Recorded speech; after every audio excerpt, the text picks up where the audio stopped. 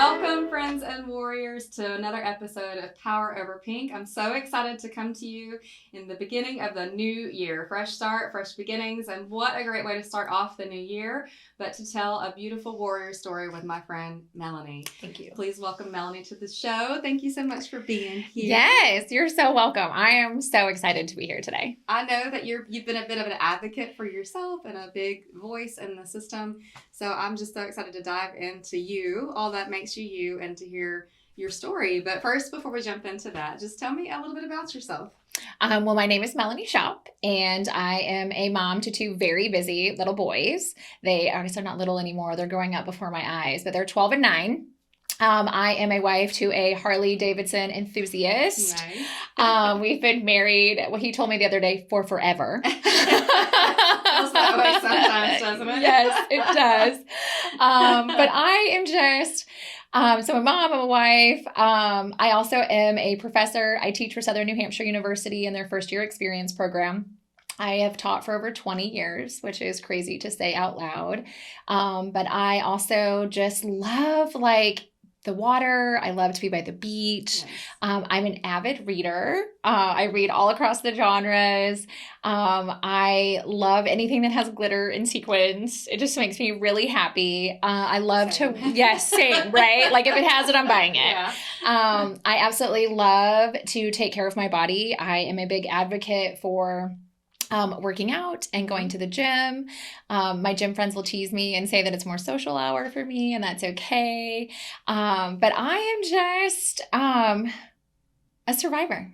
You know, Yeah. I'm your average everyday woman and mom who got put on a different journey unexpectedly. And I'm just really happy to be here and to really share with the world how important our health is and being proactive and just listening to your body. Amen to that. Absolutely. So, with that being said, how did that journey begin for you? How old were you, and what was your original diagnosis? So I have invasive ductal carcinoma. Mm-hmm. I am a huge advocate. My friends and family will tell you for always getting your annual screenings, no matter what they are. I mean, blood work, physicals, mammograms, colonoscopies. I always tell people your health is your wealth. I've always said that. And I always try to keep my family on track with that too. So I did my usual mammogram like normal. I was 42 at the time. Okay. So I was diagnosed on May 4th of 2022. Mm-hmm. And as I was saying earlier, I joke that a friend of mine told me on my way to that appointment, May the 4th be with you. So it's like burned in my head, like May 4th, right? But I did my mammogram regularly. I will never forget, I was walking out of a yoga class, happened to check my voicemail and saw that the doctor's office had called. And I thought, that's weird. They don't usually call me.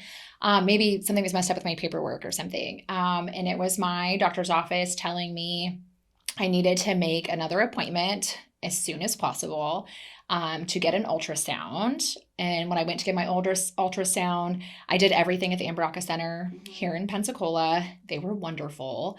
I got my ultrasound and I could just tell, as soon as you're in that room, the air changes. Yeah. And I joke that I wish they would put paintings on the wall or the ceiling or something, because immediately that something's not right.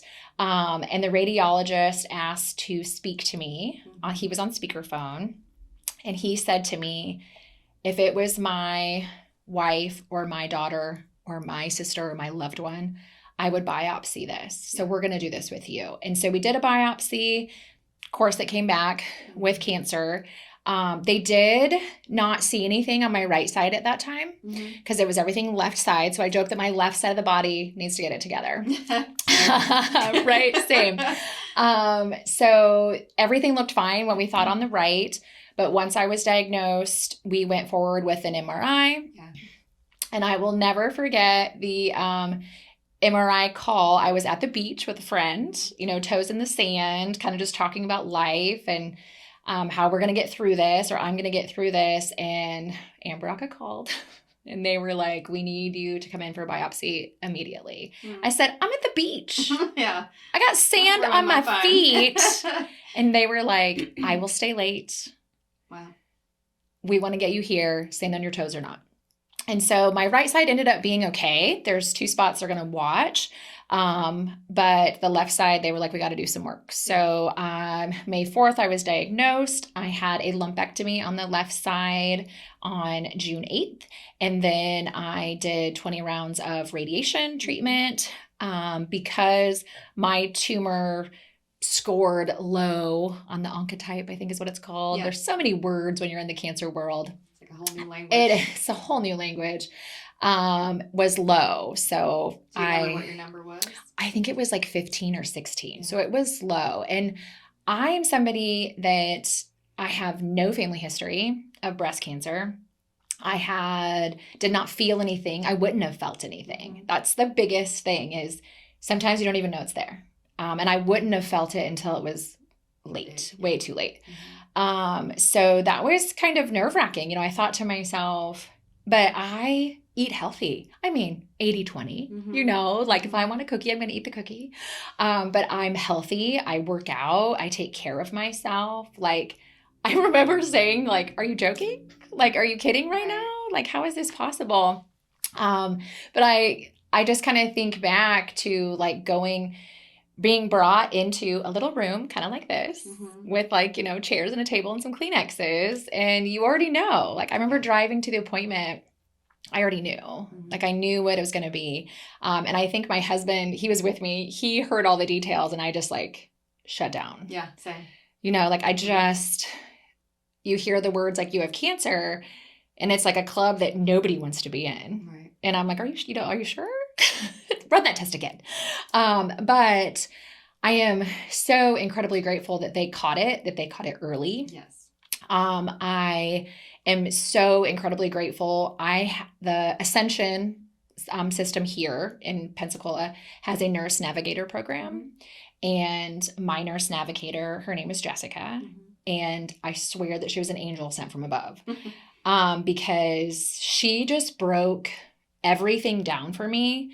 Because when you get diagnosed, as you know, you go into that room and all this terminology and the words that are thrown at you and the appointments and what they're going to do at these appointments, like everything goes from 0 to 100. Right. Like it's appointment. And it's also a lot of hurry up and wait is what we kind of joked about. And she came with me to a couple of appointments in the beginning. Really? That's wonderful. Like she was at the office. She was there for a few of us. Mm-hmm. So like if she had whoever was on her list, like she would pop into the room with me, listen to the doctor, talk to me. The doctor would leave. Do you have any questions, Mom? Wow. Like looks at my husband, Aaron. What about you? Do you have any questions? And this was still, COVID era. Yep. So we all had masks on, so you don't really, it was the worst. You never really got to see their faces. But like, it's just those pieces lined up so perfectly in the beginning. Mm-hmm. And I tell people all the time that I am so incredibly grateful for her. Mm-hmm. I'm incredibly grateful for the Amberaka team. I love my radiation oncologist. Mm-hmm. I loved my surgeon. I joke that he could operate on me and do anything that he wanted to do. Who was your surgeon? Michael Kaluta. He was mine. Yeah. I absolutely love him, and I look forward to seeing him. I remember going to that first appointment, and I was so nervous. You're sitting in this room with people. They were so much older than me. Everybody's like looking at me like, why are you here? I even had some people that were like, you're too young to be here. And I'm like, I know. Yes. And I was like, well, I'm here. Yeah, it's great. So I'm sorry. But I'm here. And I think that appointment, my surgery appointment, was the most nerve-wracking for me after knowing, because I was just like, we didn't know what was going to happen. Was I going to do a double mastectomy? Was I going to do a single mastectomy? Was I going to do a lumpectomy? We just didn't know at that point. And he calmed my nerves and made me laugh. Mm-hmm. And I had a trip planned. I was going to see one of my dearest friend's daughters graduate from high school. And I remember just like looking at him and he's like, I feel like you have more questions. And I said, there's a trip I want to go on. And he's like, honey, your cancer's not going to grow any more than it is now in like a couple of weeks. Right. So let's do the trip. Nice. Take the trip because you're going to have to deal with all this when you get back. Yeah. You know, kind of a thing. But like, so that's kind of like my story. It moved fast and furious, you know, diagnosed May, surgery June, finished radiation treatment on my son's birthday on August 22nd of 2022. Okay. Like I said, love. I still love my radiation oncologist, which is Dr. Lowry. Mm-hmm. I absolutely adore him. I didn't really have the need for oncology so much just because I wasn't doing chemo.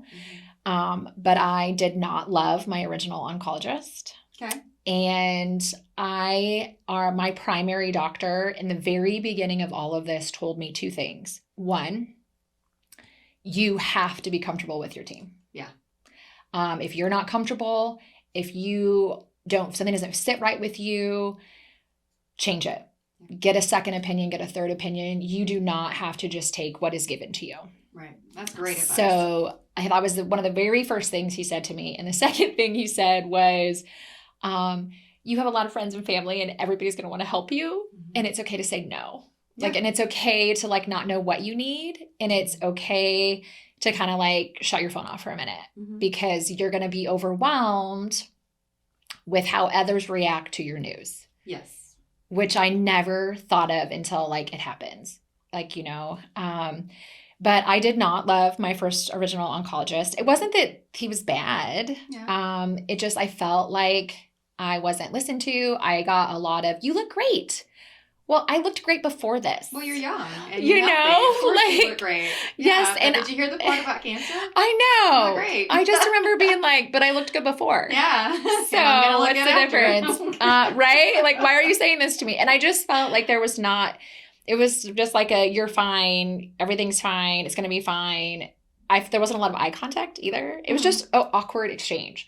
And as you know, from sitting, especially at the oncology office, you're there for hours. Yeah. Girl, this would not fly in any other business. Mm-mm. You know, there was times that I've waited 3 hours to see an oncologist. Wow. Not okay. No. You know, I bring books and I bring stuff. Anyway, the whole time. So in your head, even for a simple little checkup, you know, I think it's just so much time. And I'm I am not waiting. I'm not doing this. And I put a call in to the oncology team and said I wanted to switch. And I switched. And I love my new oncologist, you know, and it's not that in my situation, I don't have a lot to do with oncology. Mm-hmm. They just really prescribe my tamoxifen that I'm on for the next 5 to 10 years of my life. But when I have those appointments, or when I've had things come up in these last year and a half, which I have, it was a completely different feeling. So I encourage everybody, you have to be comfortable with your team.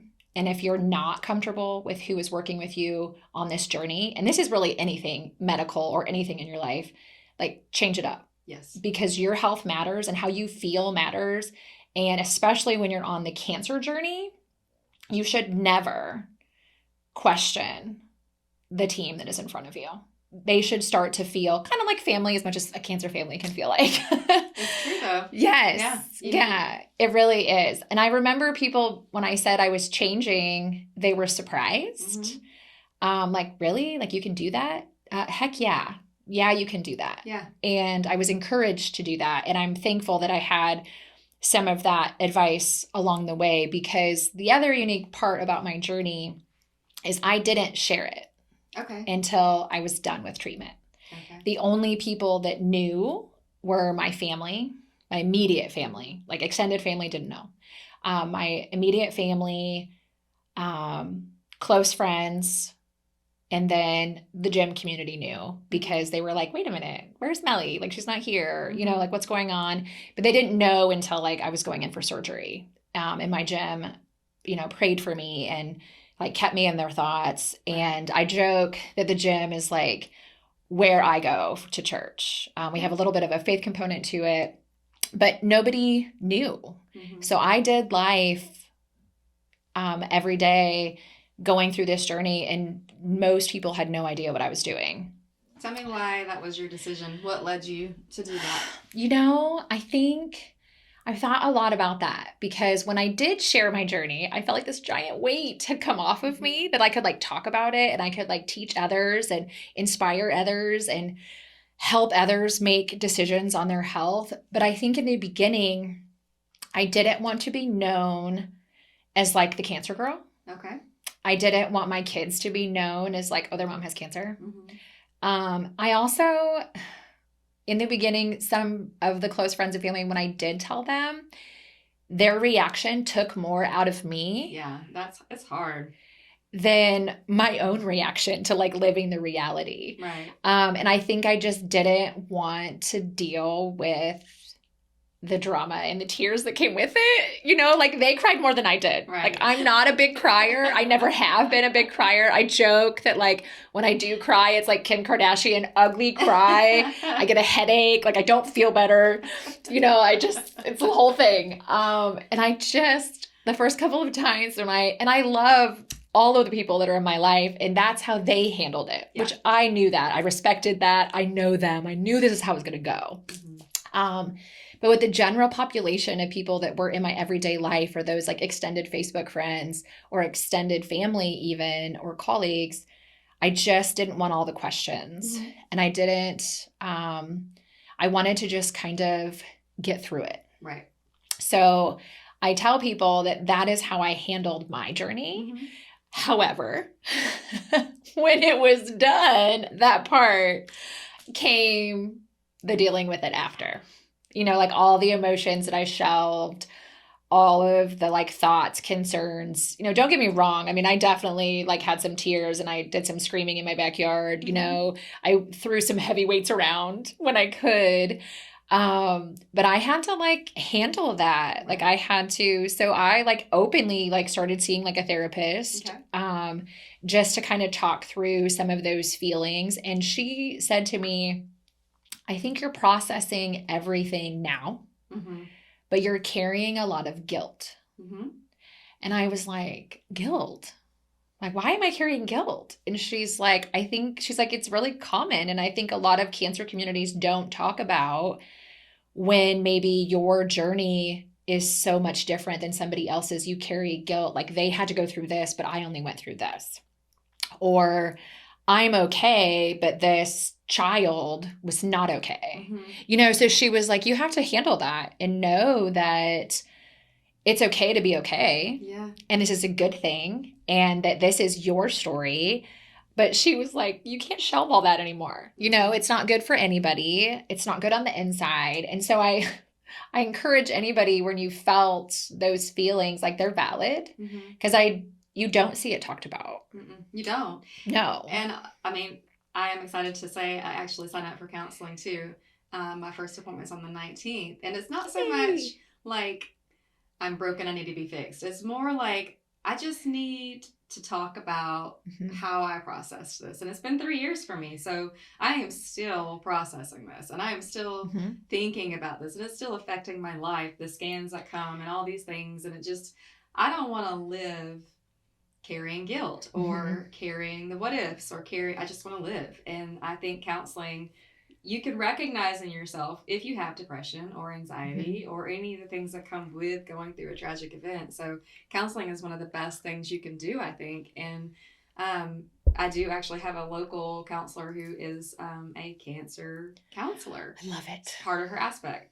She's got a wide range, but this is part of her dynamic. So like I think of you may or may not agree, but when you were telling your story, I thought, I wonder if she has guilt or anger because you were so healthy. And then you're like, what the heck? Like, what did I do wrong? What did I do to cause this? Because that's kind of how I processed it as well. Because I was very healthy as well. I'm organic, non-GMO, health conscious, eat clean. Yes, I ate the cookies. Church is terrible for your diet. Those old ladies make amazing pies. I will eat the pie. But not very often, but I did. Right. Or I would eat fast food occasionally, but not enough to warrant a cancer patient. Like I was mad. And so that's part of the reason why I'm seeking counseling.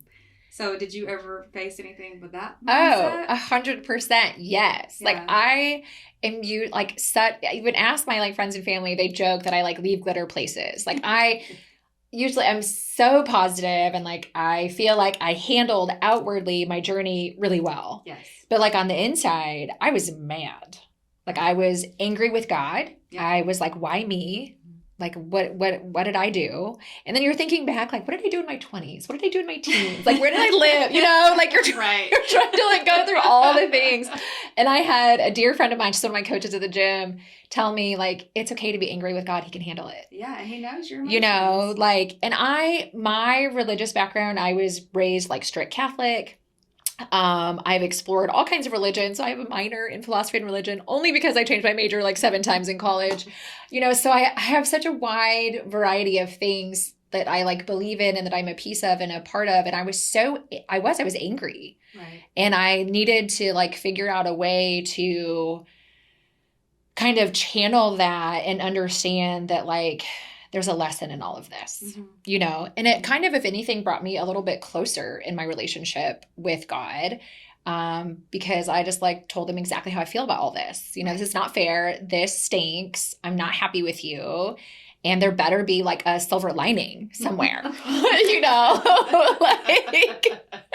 He works all things for good. We know this. Right? What does that look like? Why do I have to go through this? Yes, exactly. Like, you know, I didn't sign up for the trials and tribulations package. Right. Like, this is not what I signed up for. And you do think, you know, like, gosh, like, you know, and then I always think about life before the diagnosis. I feel like I was so carefree. I had like no idea. Like, yeah, there's problems and yeah, there's issues, but life after the diagnosis is different. Yeah.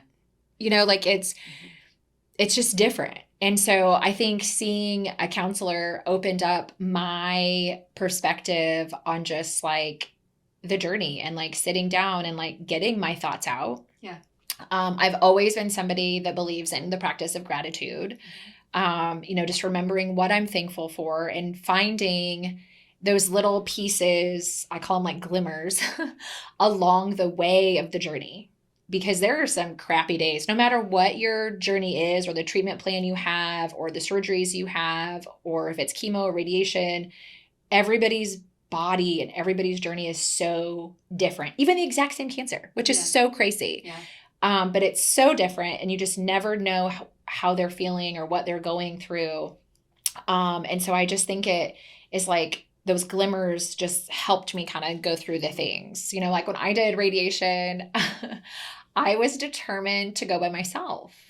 You know, I had friends that if I did chemo were like, we're going to come with you. I had friends with radiation, like, let me come sit with you. And I'm like, I just remember being like, it's not fun in there. No. This is not fun. Like, I like fun. This is not fun. You're going to see things that are going to hurt your heart because you will. And I was just like, I didn't want to subject anybody to that environment if they didn't have to go through it, I guess. I just was like, I'll go by myself. And I remember my husband went with me to my first radiation appointment, and radiation is fast. You know, I mean, they have that down to a science. Yeah. They just, you know, they get you in, they get you out.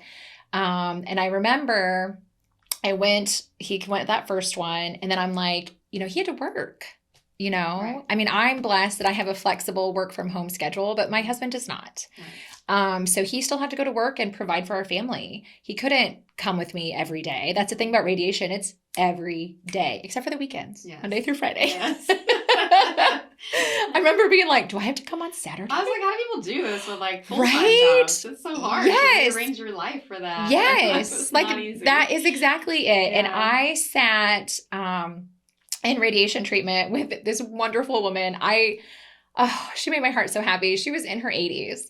And her and I were sitting there one day, and I really got back into reading through this whole journey. I've always been an avid reader, but I really started reading because you wait a lot. Yeah. You wait for appointments, you wait for treatment, you just wait a lot. And I got back into reading, and she was asking me like what book I was reading. And it was some fantasy book that was out there, some romance fantasy. And I was like, do you really want to know? And she's like, yeah. You know, so this lady and I struck up this conversation, and we were talking about our treatments. You know, here I am, 20 minutes away from radiation every day. I get in my car, I drive, I get here. This woman lived like 2 hours away. Wow. And I love her because I said, oh my gosh, so every day you have to drive? And she was like, oh honey, I got a car service, because her insurance covered like so many trips, Right. whatever, some insurance she had. She said it was some supplemental thing that her husband had bought years ago that they never thought about. Wow. But it covered that. And I was like, oh my gosh. I said, so you don't have family close? And she's like, oh, baby, they live like real close, but I don't want to spend 2 hours in the car with them. Know your boundaries. And I remember us just like laughing about like the ridiculousness. And, you know, and if you do radiation, at least at Sacred Heart, Dr. Lowry's office was wonderful. And they like had this like really cute like radiation cover, right? That is in memory of an amazing nurse that worked there. Her family like donates these cute little sarong things to put on. That's nice. You get to pick one out. Well, I couldn't figure it out. It was complicated for me. Like in the dressing room, like a hot mess. And I so week 1, day 1, I had it on. And I was like, mine never looks like anybody else's. I mean, I'm a mess, right? And I thought, oh my gosh. So I came in like some bright, colorful robe and like ridiculous socks every single treatment. Nice. And this lady and I kind of went through it together. And we would joke and we would laugh. And one day, a woman was in the dressing room changing and she came out and she said, I just don't know how you two can be laughing and what is like so joyful about this experience. Oh. And I thought to myself, well, nothing is. It's a choice. Right. I just like took a deep breath and was like, somebody is not having a good day because we don't all have good days, right? And the little old lady looked at her and said, well, it's either this or the alternative. And she was like, oh, and kind of went to her treatment. And the lady and I continued, and we came back. We were all kind of changing later. And she came out and she said to both of us, she's like, I want to apologize. My head just isn't in the right space today. And you're right. Like, you have to laugh, you know, and like, it's awkward sitting next, like this close to somebody that you know is going through what you're going through, and everybody has a story, and you're sitting there, and it's like, why not get to know each other? Why not have these conversations? I mean, I made more friends with women that were way different ages than me, you know, than I ever have before. And a lot of times they would be like, well, you're so young. And I'm like, well, I just saw somebody younger than me. Right. Like every time, every trip I make to the cancer center, it's younger and younger. Every time. And it wasn't all sunshine and roses, that journey. I like that they told me to wear soft clothes. And I like that they told me to prepare myself, that I was going to feel like 2 weeks in, I got this, I'm a rock star. And then week 3 is going to slam you against the wall and you're going to feel a tired that you've never felt before. And I'm like, I don't got time for that. We're in football practice. Oh, yeah. You know, like, I don't got time to be tired. So what are we going to do instead? But there was week 3, middle of week 3. I remember one morning I drove to radiation. No, it was week 2. It was the middle of week 2. I drove to radiation and I did not want to go. I didn't want to get out of the car. I didn't want to go. I didn't want to go in that silly little machine. I didn't want it to be close to me. I didn't want to talk to anybody. And that's not my typical personality. I just did not want to go. And I even told my husband that day, like, I just don't want to go. And he's like, well, you have to go. I'm like, I want to go. And it was like this moment, it was like my first really down moment. Like, why do I have to be here? Why do I have to do this? This is annoying. I want my schedule back. And I walked in and was like in the little room waiting.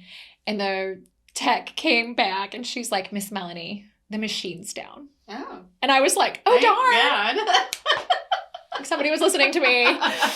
And she's like, I don't know when Rick's going to be back up. You know, we might have to just do tomorrow. I'm like, Did you call the machine Rick? Oh, honey, it's fine. Yes, like, it's fine. It's fine. I don't need to be. No, don't try to schedule me later. Oh. I'm good for now. I'll see you tomorrow. You know, and yes, I had to like add that date on to my schedule, but like I took my happy little booty to Barnes and Noble. Yeah.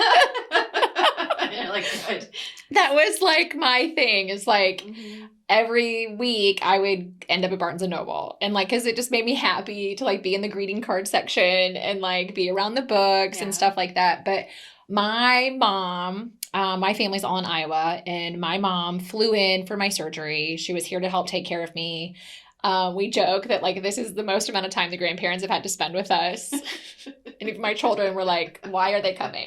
Like, you know, but my mom came for surgery. She was here for quite a while. And then before I started radiation, she said like, I'm coming to do the treatment with you. And I, again, was like, no, you were already here. You have a life too. Like, it's every day. I got this. I'm fine. Well, that first day my mom went with me, I was like a different person. Like, because I don't think I realized the impact of having somebody there with you. Okay. Like, I don't think I realized the impact of like having somebody waiting for you. It was so minor. And I had spent so much time telling people like, no, I don't need it. I'm fine. And when my mom was there and she's like, you don't have a choice. I'm coming. It like meant the world. Right. And so don't pull a Melly and try to do everything yourself. Like, I think I learned that. Yeah. I also learned on this journey, like, I like to be in control. I didn't realize like how much of a control freak I am until now. And I just have to mention, like, you don't have to let everybody help you, but you do need to let some people help you. I think I was taught a lesson in all of that. And I also looked at it as like my mom was able to be here, and my mother-in-law, she was here too. They came to help with our kids. And I'm so appreciative of the time that not only did my husband and I get with our moms, but my kids got with their grandmas. You know, like there was kind of a blessing in that because we live so far away. They live in Iowa, we're here. But I did learn, and I like to tell people, like, you don't have to do it all alone. You just don't. I think I just had this like pride, like I got this, like nobody needs to know I'm here. You were in warrior mode. Yes, exactly. You know, and then I just, like one day when she's like, the machine's broken. Oh, darn. I'm out. But cancer, if anything, teaches us we have no control.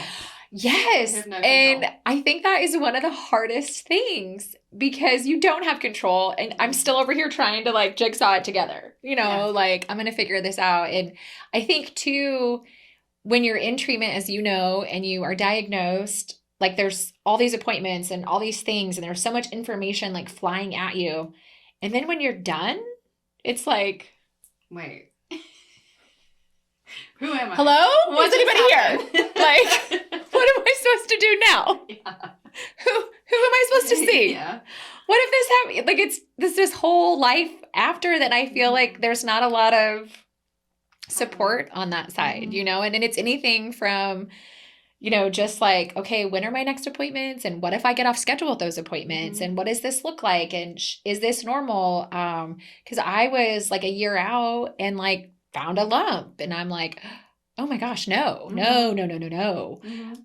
I remember walking in, and the mammogram girl was like, why are you here again? Like, you're not supposed to be here for like another 6 months. And I'm like, well, unfortunately. And it was nothing. It was like normal post-surgical changes. Really? And I was like, what does that mean? You know, like, what does that mean? And it was just the like lymphedema had set in on my left side and my left breast. And I'm not wonderful about wearing my compression bra. Cluda's going to be on me when he sees me. Like, I wear it, but like, who wants to be constricted in that thing? Nobody. Right? Like, ugh, yuck. So you got lymphedema, so I assume they took some lymph nodes. Yes, they did. Okay. They did take lymph nodes, and mine were all clear, which is good. But I am really diligent about wearing like a compression arm sleeve, like when I work out. And I joke, when Dr. Lowry told me I'd have to wear one, he said, I don't think that you're going to like the normal plain colored ones. Like, I just have a feeling. So he's like, there is this website called Lymph Diva. Oh. And I was like, what? So like I look it up, and it's like patterns and colors, and it's just arms and then gloves. And they just started like legs, like calf sleeves, but they're not cheap at all. However, they're super high quality. They're not itchy. They feel comfortable. They fit good. Are they ribbed? Like, do they have the ribbing? Because the ribbing hurts. I wonder if I have one. I have one in the Jeep. I'll remember to show you what they look like. They're, you can get them with a band or without a band to like kind of keep them up on your arm. But they're like the softest ones I found. They stretch enough that like they're not like suffocating. But they're like a fun pattern, and they make me happy. And I was like, you were right. But, you know, having this like, you know, 65-year-old man be like, go to Lymph Diva. With a straight face. Spell it correctly. Otherwise, you never know what's going to pull up. But like, I just felt like again, it was like a glimmer. Yeah. You know, it was that like, okay, like this is going to be okay. This is going to be fun. But like, you know, nobody really said anything to me about like swelling of like your breast. And I was like, what is happening? And, you know, I go for a follow-up and Kaluta's like, yeah, no, like you need to wear a compression bra. But finding one that fit, finding one that was comfortable has been not fun until the Booby Boutique opened, which she's wonderful. So if you're local to Pensacola, shout out to Emily. Yes, major shout out to Emily, because I wish she would have been open when I went through this, because it was a lot of trying things on, returning things, sizes. And she carries, you know, wigs, and she carries mastectomy bras and supplies, fillers, and she has the compression bras. Like she just has all the and fun things, you know, fun, really funny greedy cards that I love. And gifts. And gifts. Yeah. Like pretty yes. T-shirts with quotes. I mean, it's just all the things. To make you feel good.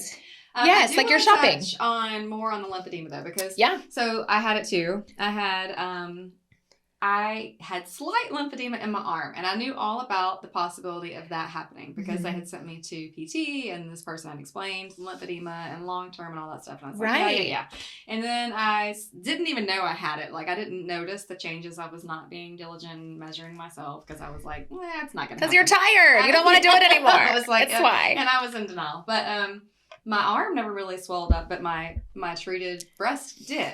And so I woke up one day and it was like the size of Dolly Parton. And I was like, okay, what just happened? And it was not hot and it didn't feel feverish. So I went to my oncology team and I was like, our friend Krista was like, I think it could be lymphedema. I Googled it because I immediately texted my groups and I was like, what is happening? So she was this is a boob job on one side. This is not what I signed up for. It's like, is it going to go away? And so she was like, I think it's lymphedema. So I had gone to my oncology team and all the answers I got was normal breast post-op changes. And I was like, but is it lymphedema? And they were like, it's just normal breast changes for someone who's had your treatment. And I was like, cool. Okay. I just happened to have a scheduled appointment with Kaluta for my year out. And I went to him and I was like, what is this? And he was like, you have breast lymphedema. And I was like, are we playing a game, sir, where they can't say lymphedema? And I was like, because I specifically said it 3 times to 2 different people. And he was like, well, that's why you needed to come see your surgeon. And then I was like, okay, so know that you can get breast lymphedema. I literally have not seen it, heard it, talked about anywhere. And now you have 2 people here who experienced it. And I was like, cool. So he got me fitted. He told me to get fitted, and I went on Amazon instead. So I have a couple compression bras too, but it helped. Like mine went away, so I don't have to always wear mine. Yes. So, are you still? Mine, like that, I knew about my arm. Like they were very diligent about like get a compression sleeve for your, you know, when you fly, when you work out, like these are things I want you to do. But same thing, like I didn't think about it until I saw Kaluta and he was like, oh yeah. Like he takes one look at you and he's like, yeah, you're swollen. This is, you know, like you need to get a compression bra. And it was, for me, it was like a battle of back and forth of trying things on. They're not comfortable. I get migraines if things are super tight on the back of me. So I was like, I'll handle my boob. You're like almost walking around holding your boob, your breast. Yeah. You know, because it hurts. And I was like, I'll just do that because I don't want a migraine, like in bed kind of migraine. And so I kind of just wasn't diligent about it. And then this last oncology visit, when I went in for a checkup, I was like, okay, 1, this is swelling again. 2, I have had this like weird under rib pain. Like it's like under here. And it kind of comes and goes. If I wear my compression bra or I wear a tight sports bra, it hurts. You know, when they've done the mammos and stuff, they're like, everything's just normal post-surgical changes. And I'm like, well, why does it hurt? So here we are like a year later and it still bothers me. I got like that winter cough that everybody had. And I saw my primary doctor here a couple weeks ago or this last week. And he said, okay, you're still coughing. I don't love that. But like he listened to me. He's like, I think it's a little bit of your asthma. I'm like, okay. I said, but why does my rib still hurt? And my rib hurts more. And if it was from me coughing, would it both hurt? You know? And he said, I'm so glad you brought that up. He's like, you have been talking about rib pain like the last couple of times I've seen you. You've seen oncology, right? Yes, I brought it up. Okay. They just say it's normal. He's like, between your cough and that, like, we're going to do a CT. He's like, I would rather us be able to rule it out. Absolutely. And say that everything is okay and this is like some muscle, trauma. Because, I do lift heavy and I do things with my arms that probably most people don't after having this kind of a surgery and having treatment. And I'm thankful that he's like, let's just double check, right? Like, let's just double check. But it's frustrating when you're a year out from that. Like, I've had this pain now for like a year. We've mentioned it. We've talked about it. I'm like, does my mammogram even get that area? You know what I mean? Right. Like, and I struggle with our medical system being so reactive instead of proactive. Right. Why are we waiting until there's a problem, especially when there's a history of breast cancer or whatever cancer, to look at this? Like, if I had my way, you would stick me in an MRI machine head to toe once a year. Yeah, just and like they have that. Yeah. Like, that's out there. You can, it's like $2,500, but like you can do it. Right. But I do. I'm like, and I know there's exposure to radiation. Like, that's what I hear. I'm always like, I know that there's concerns out there. But like, why are we waiting? Because you could catch some of these things before we have to like deal with it. And I even remember, when I saw Kaluta after my year, like I might follow up, and I was like, my arm just wasn't as mobile as it used to be. Like, it's just like everything felt weaker. I didn't have the flexibility that I used to have. And so he sent me to PT, in which I loved my PT team, and they did dry needling. And dry needling worked better than anything, because I have like nerve damage on the back where the beams went through, like kind of your bra line. That flares for me if I do anything over my head or like lift weights or moving heavy groceries, right? Groceries, everyday life. And I had to kind of fight to figure out that was nerve pain, and I was like, so you mean it's never going to go away? Right. Like, why did we not know these things? Like, maybe I would have listened better when you told me to take it easy, but what does take it easy mean? Right. Like, as a wife and a mom and a yes, busy working woman. Exactly. Got time for taking yes. it And easy. I remember telling and even my last appointment with like oncology, telling them the things that I've done. Like, I've done dry needling. Oh, does that works? Yeah. Yes. How do you not know this? Right. Or this is your job to know this. This is your job, or like, hey, did you know, like me telling them, like we mentioned earlier, like there is this new boutique in town that specializes in cancer patients and more. Yeah. Like, so if somebody comes in and doesn't know where to get these bras or these soft robes for radiation or whatever it might be, it's literally right there. Oh my gosh, I'm so glad you told me. Or what about when somebody doesn't have the money or doesn't have insurance to get a mammogram, right, or an ultrasound, or thank goodness they're starting to do the MRIs for those that need to have it. Like, what do you do? Well, there's some hospital programs, but there's so much more than that. Like, so many local organizations. There are local organizations that help with that. I had no idea that like our Crew Yaya had the Keeping Abreast Foundation. I didn't either until just recently. Yeah, like they're there, and the purpose of the Crew and the mission is to bring awareness to breast cancer. And there's also like, if you're somebody that has been putting off that mammogram because you don't have insurance or you don't have the money for it or whatever the reason is, there's a form you can fill out, and the committee looks it over and they help pay for mammograms and ultrasounds when people can't do that. Right. And it's also hard, like I have a girlfriend that, she found a lump in her breast a couple years ago. She just turned 35. Everything was normal, when they did the mammo, and I can't remember if they biopsied or not. I don't think they did. But like now she's like, well, when do I check that again? Well, when you get your mammo at 40. But we already had like an issue. Like, right. Why are we not pushing to check this a little bit earlier? Right. Like yearly, because that's kind of how mine started. Was I had a spot and we checked it yearly. Yes. Yeah. Well, even like my sister, when she told her doctor at her last annual visit, like my sister was diagnosed with breast cancer, they were like, okay, we're gonna do a mammo. You know, like now it's part of like your history. It's part of your stuff. And my boys are always like, are we gonna have to do that? because they're like, that's for girls. Well, it's not. It's not for girls. It is for both men and women. And so like I've talked to my kids about this is something that's going to be a part of your life too. And they're like, they're young, they're 12 and 9, but like they're going to have to get those checks early. They're going to have to be aware of that. And they're not female. No. So they're going to have to know that this is part of them. And like the cancer word scares them. Yeah. Like my little one, he gets like a cold and he's like, am I dying? Like it changes your whole family. It changes your whole like family dynamic. And I try to tell my boys, like I will tell you and everybody, like you have to stay on those exams and you have to stay on if you don't feel right. If there's something that doesn't feel right or something that just feels off, like you have to push. You just do. Yeah. I dislike that we have to push. But I've even, in my own, sometimes I think my oncologist when I walk in is like, oh no, here we go. Because I literally am like, okay, so are we going to do like a PET scan or like an MRI? Can I do a full body? Yeah. And he's like, what? He's like, why? Slow down.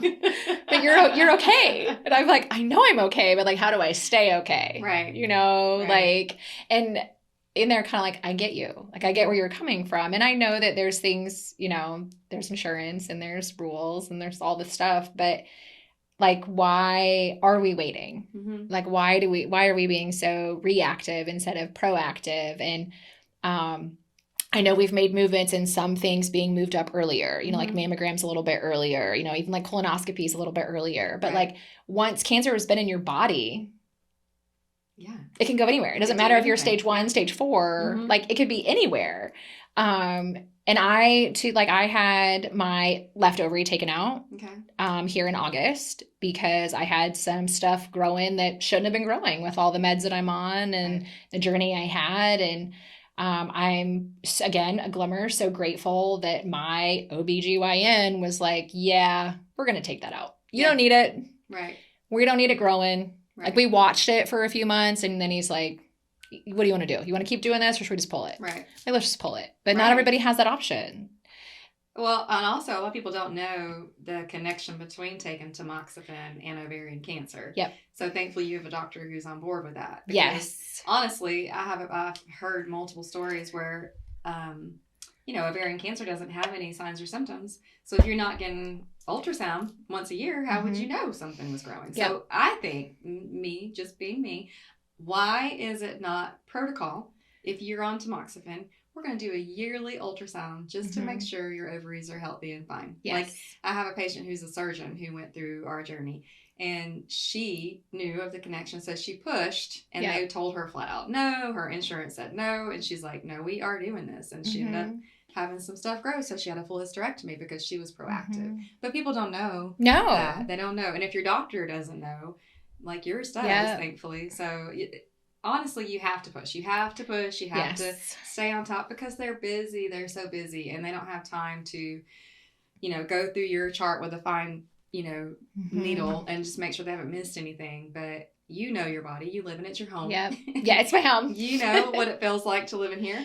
And so you know when something changes that you need to get it checked. And that's huge to hear because a lot of people also just turn a blind eye to it. And they're like, I don't want to think about it. I just want to move on from this. I want to be fine. Yeah. But it's not because it came somehow. Yep. And we need to make sure it doesn't come back. Yes. Somehow.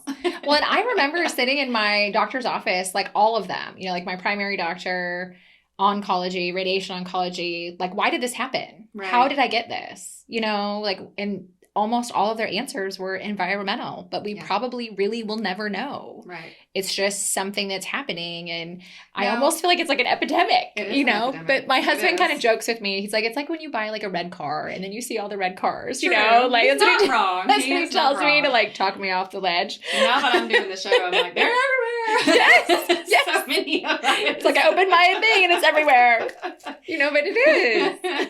Now, you did not mention, so yours was hormone positive. Yeah, so I am hormone positive. I do not carry the gene, which was good. I was relieved by that. So with it being hormone positive, I took a hard look at even like the supplements and stuff I was taking, which all my stuff, is healthy. It comes from good sources. But there's even things with being on tamoxifen that I shouldn't be taking. Right. You know, have like to know I that. have to know that. And I remember bringing like my supplement, like vitamins into the doctor's appointment, and they like scanned it real quick. They're like, yeah, that's okay. This one should be fine. I'm like, should be? Like, wait, like, they're like, I don't know. Let's look again. But you know, with it being hormone grown, like I started thinking about what the supplements I take, just from a vitamin perspective, the protein that I take, because I'm a big protein person, the meat that we eat, getting it from sources that don't use like any hormones, milk. I mean, as simple as like, it's not, so the grocery store, granted, like now that I've been doing this for a while, like it's a much easier trip. But like in the beginning, I remember like standing in the aisle, like reading all the information just to know. And then I think too about like my own kids. You know, I have one that's a great fruit and vegetable eater. One that is like, I think he lives off of Cheez-Its and Ritz crackers and pepperoni. You know, like this is what he eats. It's terrible. And like trying to get them to change and understand and, you know, that this is like their body. They have to take care of it. And, you know, my kids were like, well, you did take care of your body. You did. And like, you still got sick, mommy. Right. And oh, you're right. You know, but I'm like, but one thing that I think I held on to too was when the doctor said to me, because you're healthy, because you have moved your body. And I'm not talking like going to the gym every day. I'm just talking like even walking daily or yoga. It doesn't matter what it is. Because you're moving and you're like healthy, this is going to be an easier journey for you. 100%. Like you're going to heal faster from surgery. You're going to heal faster from treatment. So know that, because you do, when you first get diagnosed, I don't know if you felt this way. Like I would see people doing unhealthy things and be like, oh, what? But I didn't even do that. You know, like I didn't do that. I didn't do that. And here like, I am, the cancer here's patient. you and those nachos at the ball game, and I'm like fuming underneath there. That's not even real cheese, man. Right? I mean, I know it's delicious, but like, you know, you just start to like think of those things, and like it became like this, like I'm like, oh, Melanie, let it go, like let it go. But you can also live in less guilt, honestly, because you know you were taking care of your body. Because if you were not taking care of your body, would you be like, I did this, I caused this, it's my fault. Right. You know, because I think we kind of play that game anyway. But then you can be like, well, I was doing pretty dang good. Like I was doing what I should, and somehow I still got it. And, you know, is that just the cards I was dealt? Is it environmental? Is it, you know, something I was exposed to? Is it cleaning chemicals? Is it anything? We don't know. Right. And we can't know. But there are so many things to do going forward to make sure your mindset is healthy, to make sure you're not stressed out, you're handling your mental health, you're feeding your body the nutrients it needs. You know, you can take supplements to support healthy hormones and you can do certain things, but you can't live in regret, and you can't live in I shoulda, coulda, woulda, right? Because that's not going to get you anywhere. So mindset for me has been everything. Obviously, it's for you. You're very ambitious and outgoing and a powerhouse, and I think that is just how you fight. Like that's how you fight. You suit up. You're like, all right, well, this happened. Yeah, I'm gonna do the best I can. I'm gonna be like, I'm gonna face it, and then I'm gonna try to live my best life, because it does come with a weighted. It does. Heaviness if you let it. But if you don't, life becomes more beautiful and more livable, and more time is short, and kids are growing fast, and seasons come and go in like a blink. So it kind of makes you just kind of slow down and really soak it up, your time with your husband or your friends or even your gym community. Like there's moments are more precious and more sweet and more just tasteful. I feel like it was like an eye-opener. Yeah. Like, you know, I felt like life was good before, and then you go through this journey and you realize the little things. Yeah. Like you realize the people you want in your life and the people that you don't. Yep. You realize that energy matters big time. I always say that like yoga, that little yoga studio I go to, and my gym kept my mind right, because it was like that hour of the day that I didn't have to think about anything besides what I was doing at that moment. And you're right, you think about like your kids, and I've always been like a sunset like chaser. Like a girlfriend and I joke all the time that we're sunset chasers. You know, we love to see the sunset and the sunrise. But like just slowing down and being able to, and I am not somebody that slows down easily. Mm-hmm. Like my mom, when she was here, when we had a doctor's appointment follow-up and I was in treatment, she literally told Dr. Lowry, like, I have to sit on her. Like, I'm going to have to sit on her. Like, she's supposed to be resting. She's not resting. Like, she won't let anybody help her. Like, I came to help and she's like, not letting me help her. It was like, he was like, oh. He's like, help me. Help me, help her. You know, like, but, and it's hard. Like, I am not a good sitter. I've never been a good sitter, you know? So when I thought to myself, like, okay, well, I'll read and I'll like catch up on like, you know, shows on, no, I didn't do any of those things. I was like, who wants to go for a walk with me? Like, who wants to do this? And my mom was like, can you just sit? But it was like, I had to just get through it. Mm-hmm. And then I think the hardest like crash came when I finished treatment. Yeah. I don't know if that happened to you, but it was like when that was done, it was like, whoosh, right. You know, like I needed a minute, like I needed more than a minute. And I think if anything, it has shown me like where my time goes matters. Yes. What I choose to bring in and out of my life and who matters. And I think for a minute, it's almost like, not that I stopped living, but you kind of start to think about all the future things. Yes. Like, am I going to see my kids get married? Am I going to see them grow up and graduate high school? Like, am I going to be able to be old and drive the golf cart with my husband, you know, and like lay by the pool? Like all these, am I going to be able to travel? All these things start like filling your head and you're like, this is not fair that I have to think about this. Yeah. But life does go on. Like you get back to that. And my husband kind of jokes, like I have like a million trips planned in my head that like I think I'm going on. My closet says I'm going. Like my closet is ready. You know, I did some online shopping. My closet's ready for me to do these trips. But like I won't be able to do them all, obviously. But in my head, I'm like, I'm going. Yeah. Like I am signing up for all the things. Yeah. I'm going to do all the things that before made me nervous or that I was scared to do. Like there's no more of that. Like I want to learn how to surf. Yeah. I am terrified of all the fishies and all the sharks that are in that water. Yeah. But like, I'm going to at least take a lesson, you know, like it's just that you just start to think about these things that you're like, why did I put this off? And why do I do that? And then when you get to like share your story, even like this, there's like, I remember I even like watched like people guests that you've had before and just things that like the littlest thing resonates with you. Mm-hmm. Like how they got through that. And like, you know, you're putting your time and energy into bringing this message globally, you know? Yeah, that's the goal. Yeah. Like, and it's important because even from a local standpoint, there's a lot of local people going through this. So many. And to hear the different types of cancer people had, the way their journeys were handled, the way they went through things, to know that it's, you know, the things you have to push for, to know what you have to advocate for, to know that it's okay to switch your medical team. You know, I mean, I had a conversation with a lady at the Pensacola Farmers Market about like, there was a little bracelet that they make that had helped her pay for some of her treatments. I met her. She's amazing. But I was picking it up and she had literally just finished chemo and she's like, I feel like crap. I really shouldn't be here, but I wanted to be here. And we just got to talking like this very quickly. And she kind of brought up that, you know, she just, you know, wasn't sure about some things with her journey. And we just talked about like, you have to advocate for you. Yeah. And if you don't like something, change it. And I think that's the reason I went to the farmer's market that day, you know, like, and there's people that have done the same thing to me. Their stories have impacted me or made me think of things to do to help my health stay good. Yeah. And I also know that like, you know, everybody's experiences are different. You know, I have friends that, you know, they, you know, put off mammograms and then they got it and their surgeries have been tough. Their roads have been tough. Some people that have loved their medical teams, others that have not at all.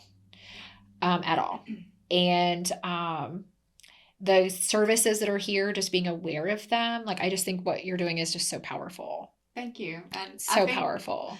Well, that was kind of the heartbeat because I have mentioned in my own story in a couple other interviews, like the resources were not available for me. My team was not wonderful. I did not love any of it. I didn't feel heard. I didn't feel seen. I felt like I was bothersome. I felt like I had done something to offend my team, that they were angry at me. And I was like, am I just obnoxious? Like, but I wasn't. And it was nothing more than the reality of the healthcare system. So it pushed me. And also just knowing our stories are our most powerful tool in life. What you've gone through, nobody can take from you. What you experienced, how you come out of it stronger and better. Nobody can argue that. Like, it's your weapon. That's how we walk off the battlefield. And just kind of having that opportunity to share your story and be that advocate and take those opportunities to speak truth to another survivor or another person going through the battle or someone who just got diagnosed. Like, to know that you could have these symptoms, or to know that you may experience depression as soon as you're done, when you should be so excited, you should be so thankful, you should be so happy that you're done and celebrating, and you do that. But then reality hits, and then everything else hits. So, I mean, on repeat, I'm hearing that people have had a moment of depression, or just a moment of like the wind taken out of them, or just finally processing like you did. And it's just tough. So I think our stories have got to be told for the other moments, because it is kind of like an epidemic. We joked about that, but it really does seem to be more and more and more and more. And we can't dismiss it, because so many people have lost their lives to this terrible disease. Yes. And you're here and you can tell your story, and hopefully it will impact and inspire somebody watching this. So thank you for being willing and vulnerable and brave. Well, and like, I think too, you know, what you said like resonates so much, because it's so hard to feel, you feel so alone. I feel like sometimes on the cancer journey, even if you're surrounded by people. Yep. And I don't think I was prepared for that, to feel that way, and to know that it was okay to feel that way, and kind of to process, you know, through some of those pieces. And, you know, we should share our stories. And I joke all the time, you know, like, this was hard, like, on my family too. Yeah. You know, just like, you know, your significant other or partner is worried too. They may not show it, you know, but they're concerned. Your kids are concerned. Your parents, if they're still living, or your friends are concerned. And I remember always thinking, like, there's this little like feminist bone in my body. And I remember always thinking, well, if I was ever faced with the decision and like I had breast cancer, like I would just be like, take everything. I just would. That's what I would do. I get some cool tattoo. Like, I would just take it all. Girl, no, I was not that way. Because it's everything that makes it now. But it shocked, if anything shocked the heck out of me, it was that. Yeah. Like, I never thought that I would even question the decision that I would make. And I remember when we were kind of on the fence about which direction we were going, lumpectomy, which is like your breast saving surgery. A lot of people, I didn't know what that was. Like, I never heard lumpectomy. I always hear like mastectomy and double mastectomy. And so when I was diagnosed and they said lumpectomy, I'm like, what does that mean? Yeah. And so if you don't know, it's that like, it's like a breast saving. So they're able just to take the lump out. They're able to take the cancer out is their goal. But I remember my husband was like in the closet getting dressed for work. And I just like walk in there and I'm like, would you still love me if I didn't have my boobs? And he was like, good morning.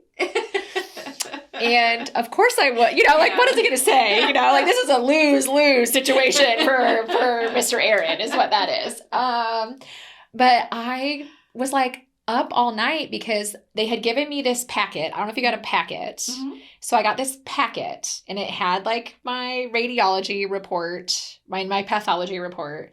And then it had like this packet of like questions to like ask yourself and things to think about. Yeah. And one of the questions was like, what you think about your body if you didn't have your breast, what your partner would think of it. And I'm like, whoa.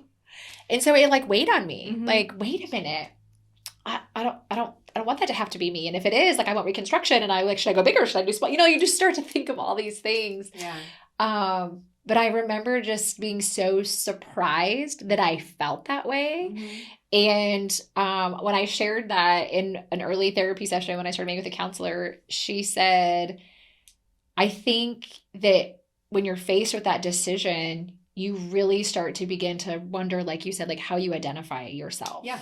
Your self-worth. Yes. And I never thought it would be that way. And I have very long black hair. And when I went into appointments, everybody commented on my hair, how long it was. Doctors would say to me, well, it'd be great to donate it if you lose your hair. And I'm thinking to myself, like, can we not preemptively like tell me what's going to happen to my hair? Because I also realized how attached to my hair I was. And my hair thinned big time with radiation. And I didn't know that was a possibility. That wasn't even on my radar. But my hair thinned big time. And I remember my hairstylist is a very dear friend of mine. And I called her and like sent pictures of like my hair thinning. I'm like, Donnie, my hair's falling out, I think. And she's like, take a deep breath. And explain like the science behind like your hair follicle growing and that radiation kind of stunts it and pauses it for a minute. But she's like, you just wait, in a couple of months, you're going to have all these baby hairs. And was she right? Yes. And then it, kind of like that postpartum hair loss is kind of what I felt like. It just really thinned my hair out. And then I have all these baby hairs. And here I am like almost 2 years later.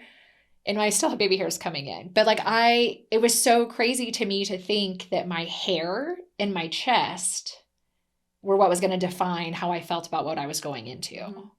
Because I never expected that. And I want people to know that like, that's okay. It's okay to feel that way.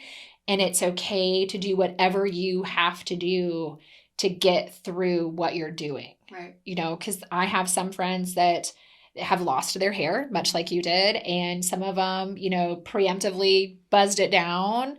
Some of them did not do that. Some of them wore wigs and you would never know they lost their hair because they never told anybody, until, except for who was significantly around them. But it's okay just to have those feelings, I think, to acknowledge that and to say things out loud. I think if I've learned anything too, it's to express, maybe sometimes too much now, like how I feel. Because I want to be here and I want, much like you, to help others, male or female, like be able to be a warrior through this. Right. Or to not be diagnosed at all. Right. Because like they've been proactive and they're watching their tests and they're watching their bodies, and that they just know that if you need it, the services are here. Right. Well, I think as women, the one thing about breast cancer is it literally attacks everything that makes us who we are. In today's society, beauty comes from our looks, from our hair, from our eyelashes are such a huge craze right now. Right. Our self-worth sometimes, unfortunately, gets wrapped up in how we appear to the world, how we present ourselves. Are we put together? Do we have ourselves, our best face forward? We hear all these comments, and breast cancer literally comes against every single aspect that makes you female. And it is not wrong to battle that. It is normal. It is 100% true. But the best part of it is, and I think you would agree, with or without eyelashes, with or without hair, with or without breasts, you're beautiful, you are worthy, and you are worthy of love. And it's not going to stop someone from loving you if you lose these things. And your self-worth is not wrapped up in how you look. You are beautiful and you're worthy. And that is a lie that we've got to overcome as females, because we do still buy into it. Even though we don't, we do. And breast cancer makes you face that ugly lie. It really does immediately, because I was 42 when I got diagnosed, and my husband loves me dearly, and I thought, he's going to not love me anymore. This is a big part of intimacy. It's a big part of all these things. And then when I lost my hair and my eyelashes and all these things, it really is such a huge battlefield mentally. But then like to face that and come out of it, like I brushed my hair this morning and I thought I should straighten it. And then I looked at myself and I was like, no. I look fine. It's fine. It is what it is. This is my new in-between curls and straight. My hair was curly. Now it's straight. It doesn't know what it is. I was like, I woke up and I was like, yep. Now I still wear makeup and I still do my eyelashes and all that stuff. But you know what I mean? Like, I totally know what you mean. It's so crazy how we do that as females. And unfortunately, a lot of women do have to have an amputation. It is an amputation. Yep. We give it this fancy mastectomy word, but it is an amputation of everything that makes you female, and that is hard. And that's okay that it's hard. Yes. But know that you're not wrapped up in that. Your worth does not come from that. But and that's a big bridge to get over. Yeah. Like, and you're right. You see it everywhere. You know, like they say, like social media is kind of, it's a blessing and a curse at the same time, you know, because you see these lifestyles and you see how people look like that and you're like, why do they look like that? And I don't. And you kind of have to go into this thing. But I think you realize, much like you said with your cancer journey, like you are what matters. Like you physically being here is what matters, you know, like everything else can wait, because often like, you know, life before cancer, like my hair's in a bun and I'm in sweatpants, right? You know, like I didn't care then. Why did I care now? You know, like on those occasions. But you just, it's a confidence thing, I think too. And it is hard sometimes to look ourselves in the mirror and amp ourselves up without having gone through this journey. And then when you go through it, there's such like an empowering piece of you that shows up. And like, you feel like, oh, I could do this, so I can do anything. You know, and it doesn't matter what you look like or don't look like. And the battle is within. And when you overcome it, like I feel like it gives you a sense of confidence in so many things outside of life too. It could be your professional life. It could be personal life. It could just be your personality might change a little bit. And that's okay. There's nothing wrong with growth. Yes, exactly. I mean, it is growth. Yes. In some way, shape, or form. And, you know, once you realize that your identity is so much more than your looks, gosh, that changes everything. And how much more precious time is, and the people who are in your life and the things, everything just changes. It does. And not one person that I've interviewed yet has said anything different, because I think no matter which battle you overcome or how long it takes you to overcome it or whatever your current obstacle is, you're going to come out of it better and stronger and different. Well, and I think it like took me a minute to be okay with that. Like I don't know if you felt this way, but when I went through my journey and pretty much the first year after, I didn't like anything pink ribbon. Oh, I hated it. The irony of all this pink stuff in me is so funny. I despised it. Me too. Like I had a very big problem with the pink ribbon. I was angry. I didn't want pink. I mean, I like the color pink, and I have had some pink in my life, but I didn't like the ribbon. I didn't want people would like send me cute little things and it had the ribbon on it. And I was like, I love you. Thank you. But like, I didn't wear it because I didn't want the ribbon. Like, I didn't want this like sign on my head that said like, I had cancer. I did this. I don't know. But the pink ribbon and I were just not friends. Yeah, it's okay. And I did the breast cancer walk here in Pensacola my first year. And I walked it with friends and family and I loved it. But I feel like I was so overwhelmed with like just finishing treatment and just kind of like seeing all the different things you see at the breast cancer walk. It's such an amazing event. If you get a chance to go to any state, they're incredible. You see all ages, you see families, you see a lot of fun pink outfits, like pink envy. I mean, like some really great outfits. And then somewhere along the way, now that it'll be like 2 years coming up in May, I looked at the pink ribbon as like a crown, like that. Don't let that crown slip. Like this, it became kind of more of a, like an ally. That's my friend now. Yes. Like we didn't get off to a good start, but like now we're friends. And now when I see the pink ribbon, I have such mad respect for seeing it. And I know what it means and I know what it carries, no matter what color the ribbon is. I know there's all the colors for all the cancers. But it's a powerful statement, but I didn't really admit to people out loud, like I didn't like it. Yeah, no, and I didn't tell anybody. I want people to know that like it's okay if you and the pink ribbon are not friends for in the beginning or ever. Yeah, you just made. But like I felt that way. Like I felt it in my bones. I was like almost angry at the pink ribbon. Me too. But then it became kind of like, all right. Yeah, like I chose to allow the pink ribbon into my world. I think that was thinking too, you know, cancer takes a lot of choice away from you. Yeah. And then you're faced with decisions and choices that you're like, I'm not qualified to make this. Like, what should I do? What route should I go? And so it's like, it was a choice. I think having that choice comes back to control, doesn't it?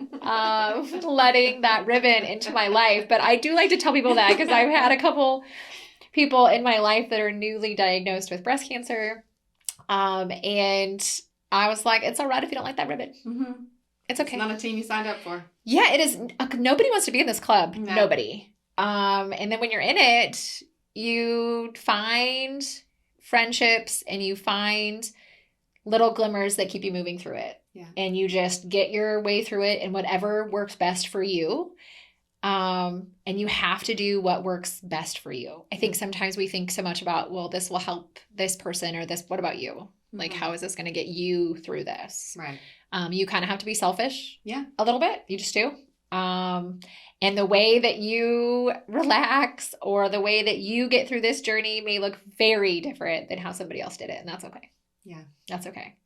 I think that's a big thing. I think I thought like I had to look a certain way. Right. I had to like behave a certain way, or I had to do or not do certain things. And no, you just do you. Do your best version of you. Yes. However you can. Yes. And don't let that crown slip. Yes. Keep your head up. So good. Keep your head up. There's a little imaginary crown on your head at all times. Keep your head up and just keep going.